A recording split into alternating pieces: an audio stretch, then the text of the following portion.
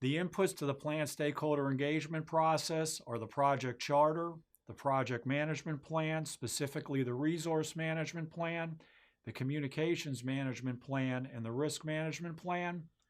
Project documents, specifically the assumptions log, the change log, the issue log, the risk register, and the stakeholder register. Agreements or contracts, organizational process assets, and enterprise environmental factors. Our tools and techniques: expert judgment, data gathering through benchmarking, data analysis through assumption and constraint analysis and root cause analysis, decision making, prioritizing and ranking, data representation, mind mapping, and stakeholder engagement assessment matrix in meetings. Our output is a stakeholder engagement plan. One of the tools we can use to assess stakeholder engagement is the stakeholder assessment matrix.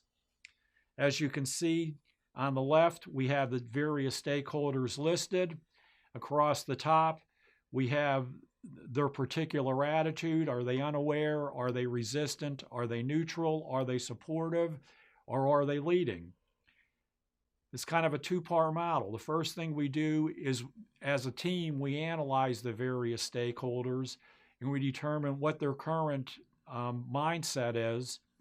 And then we say, where would we like these people to be? And we put desired. And then we can put together a plan to address what we have to do to get those people from where they are today to where they're going, where we want them to be. Mind mapping. It's a decomposition tool. The main idea, the subject or focus is centralized into a central image. The main themes radiate from that image as branches. The branches comprise a key image or key word drawn or printed on an associated line. Topics of lesser importance are represented as twigs of the relevant branch. The branches form a connected nodal structure. Here's an example of a mind mapping example. Again, the things that are more important for the various stakeholders would be the main branches, and the twigs would be things that are less important. The stakeholder engagement plan identifies strategies and action for promoting productive involvement of stakeholders in decision-making and execution. Specific strategies for engaging with individuals or groups of stakeholders, and they can be part of your stakeholder register. Manage stakeholder engagement process. Our inputs: the project management plan, specifically the communications management plan, the risk management plan, the stakeholder engagement plan, the change management plan. Project documents, specifically the change log, the issue log, the lessons learned register, and the stakeholder register. Enterprise environmental factors and organizational process assets. Our tools and techniques: expert judgment, communication skills, specifically feedback, interpersonal and team skills, specifically conflict management, cultural awareness, negotiation, observation/conversation. As we used to say in the old days, MBWA, management by walking around, political awareness, and then ground rules in meetings.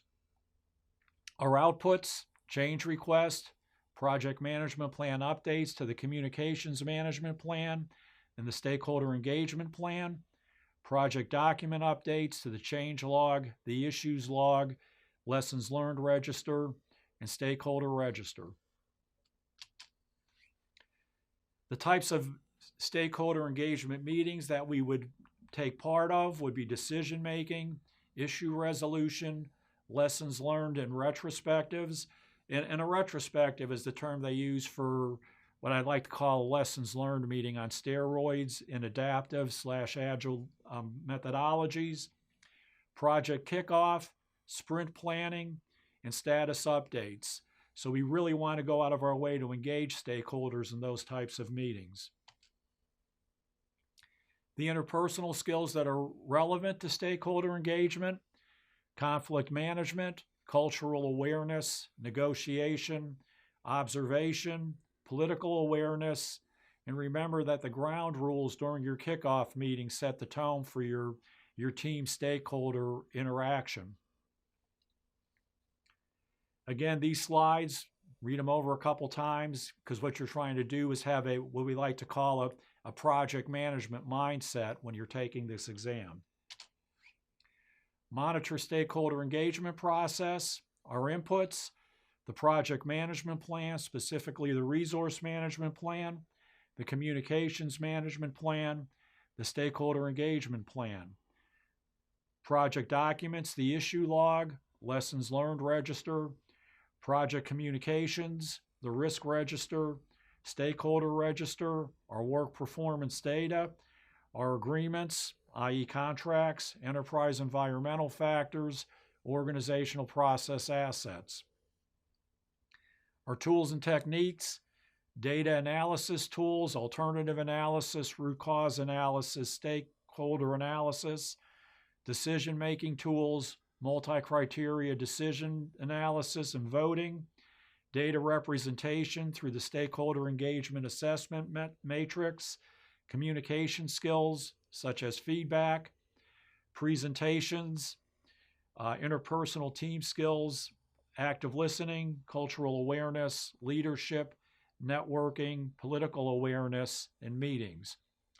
Our outputs, work performance information, change request, project management plan updates to the resource management plan, the communications management plan, the stakeholder engagement plan, project document updates to the issue log, lessons learned register, risk register, and stakeholder register. That concludes stakeholder management. I want to say one last thing about professional and social responsibility.